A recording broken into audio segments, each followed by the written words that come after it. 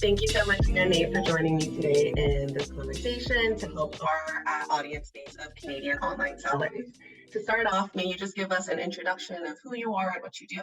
Sure. My name is Nate Skiver. I am founder of LPF Spend Management, which is a company focused on a couple of areas, primarily working with package shippers to help them negotiate better contracts and source the right carriers and services that align with their shipping strategy.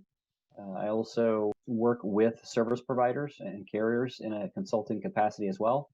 I was a customer of carriers for 17 years on the retail side, so I'm able to help advise service providers in that capacity as well. So a lot of the touch points that we want to go over today are a mix of conversations that we've had with our own audience, our Canadian online sellers, but as well as topics that you've brought up on your LinkedIn. So one of the first things I'd like to tackle is carrier diversification. When you're speaking with your clients in your consultancy, what are the reasons that you are pro carrier diversification and the implications behind that as well? Depends greatly on the situation with a client or just a package shipper. Generally, to consider multiple carriers, adding a carrier or changing the carriers that you work with, there's likely some impetus there around service and or cost. It can be a combination of both. Is there something that with the current providers that are in place that doesn't meet your internal expectations of transit time and service, or your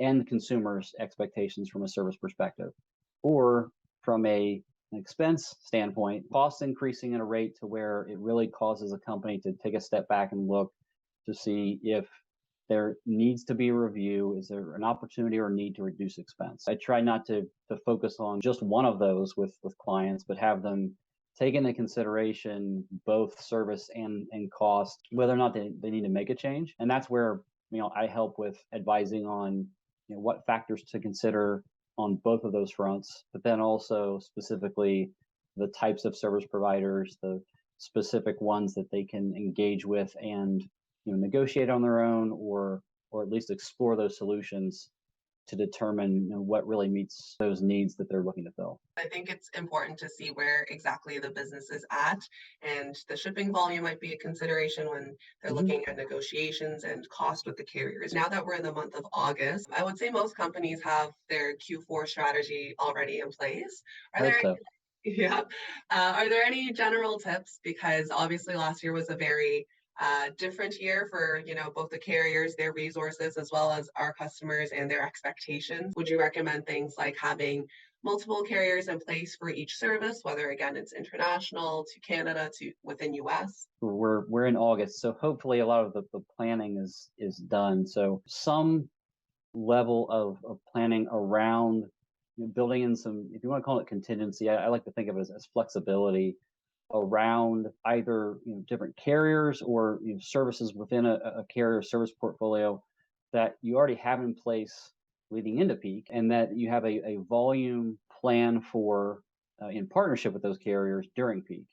And so if there's an increase significantly of volume in a short period of time, whether that's November, December, whenever it happens to be, is having a plan there, a forecast of that volume, working closely with those service providers, and being transparent as to the fact that there are multiple providers, which is usually recommended, so that there's the ability to move volume as it spikes or fluctuates within your operation. That's easier said than done sometimes. There are some operational constraints at times within a fulfillment center, whether it's sortation, even labor at times around package handling, contractual requirements. That's another one that is well beyond this discussion, I think.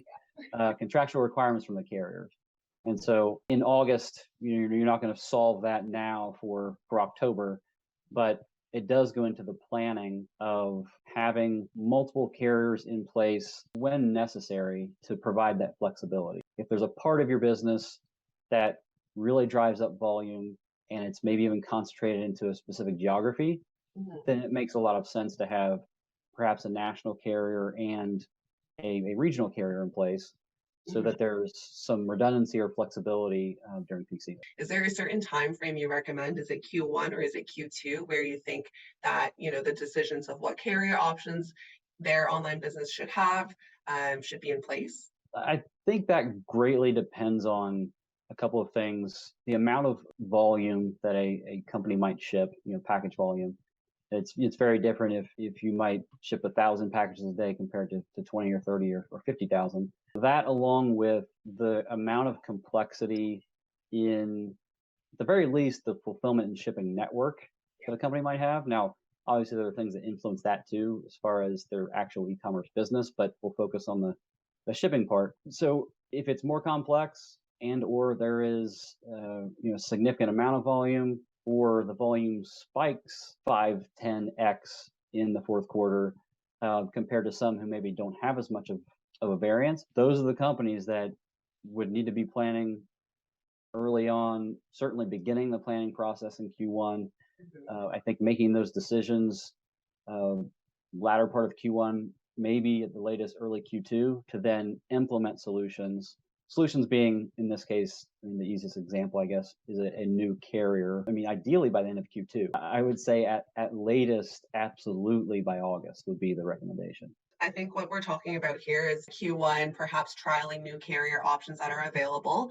And something that you've brought up on LinkedIn quite a lot is these new regional carriers that are doing local delivery, almost, I guess, mirroring what Amazon does in terms of the faster delivery network and the local small sprinter vans versus the big players in the game like the UPS and FedEx. What are your thoughts to that when looking at, I guess, your average new local carrier when you first contact them and trial their services? So my background, I'll just say, not necessarily on the consulting side, but more so my prior retail experience was enterprise, like large shippers. So that's kind of where a lot of my focus might go. But that in mind, at times, I think there's more hesitation than there should be in exploring those alternative carriers. And you can gather information, you can engage with them, talk with them, you can have a third party share information or advise, but you really will not know until you've engaged really deeply and really test the carrier or service. That's where I think a lot can be learned to validate if information they've shared, the service offering that they put forward, is actually matched to your expectations. And if you do it early in the year, then that provides plenty of time to ramp volume up. Or if they don't, then you now have some time to still make an adjustment. Being really specific and intentional sounds very vague, but that's required. I think often some shippers kind of lightly explore. So I think it would probably be a good idea to add a carrier. Let's talk to a few, and then a few months go by, and they don't really have a plan around how that carrier should fit into their program. And so it either isn't tested, just kind of falls to the side, or it's done too late. You brought up such a great point that we've been reminding our clients, and I would extend that to, it's not just these large enterprises who ship thousands of packages per day, but even the smaller, medium companies who ship the 20 or 30, they're just as hesitant when it comes to new carrier options and new shipping services when it's not coming from a company or a brand that they've recognized throughout the years. With Styling Express, we, again, our differentiation in the industry, especially within Canada, is that we try to provide as many options as possible, whether it's the more economical zone skipping, so slightly longer delivery times compared to your express save or overnight delivery. I'd like to hear what your thoughts are on the current state of the market. Obviously, this year has been very different already compared to last year. The market's a bit different now. A lot of this comes through the lens of largely national carriers, not dominating to an extent, the market, be that Canada or US, and driving a lot of, I guess, the pricing action in the market. That's always been the case, but definitely more pronounced the last couple of years. Given the slowdown of the growth of e-commerce volume, I'll say that's probably more specific to the US, but is that with that volume not growing so quickly, or in the first half of the year, at least in the US, even kind of leveling off to a slight decline, There is a little bit better or more favorable pricing environment, but that's relative to, from a shipper standpoint, what I would consider to be a pretty poor one the last 2+ years. From that aspect, there's a little bit more flexibility, I believe, in being able to negotiate or at the very least get rates in place with carriers that are slightly more favorable than they would have been, say, 12 months ago. Also, from a capacity standpoint, there have been plenty of newer market entrants, whether it's regional carriers, final mile carriers, national carriers have expanded to an extent their capacity over the past 12 months. And so with the volume leveling off then too, there shouldn't be as much of a capacity issue necessarily. There will still be some, especially when the volume increases in the fourth quarter, and particularly national carriers purposefully will constrain their capacity to make sure that they are aligning what they have available with the volume they want to take into their network. So I think from that standpoint, there won't be as much kind of scrambling, or shouldn't need to be, for some shippers to add carriers last minute or anything like that. But I do think that there will still, from a volume standpoint, I think available capacity might not be as clear because retailers are struggling with inventory, determining how, when they're going to be trying to moving through that inventory. So the total capacity, if you look at it in aggregate, might be in better shape. I think it will ebb and flow much more. The volume, many retailers will have trouble forecasting it, which means carriers do as well. I mean, they have to react to that. So I think there could be some hiccups a bit in shipping and delivery, but overall, I would think, from that standpoint, still in a better position. This year, you forecast that less scrambling due to having more options and more carriers in the industry, and the slowdown of e-commerce as well. And what do you forecast, if you have any thoughts on what 2023 will bring? I think it will be somewhat of a continuation of what we've seen in the first half of this year, and probably, I guess we will with the second half of this year.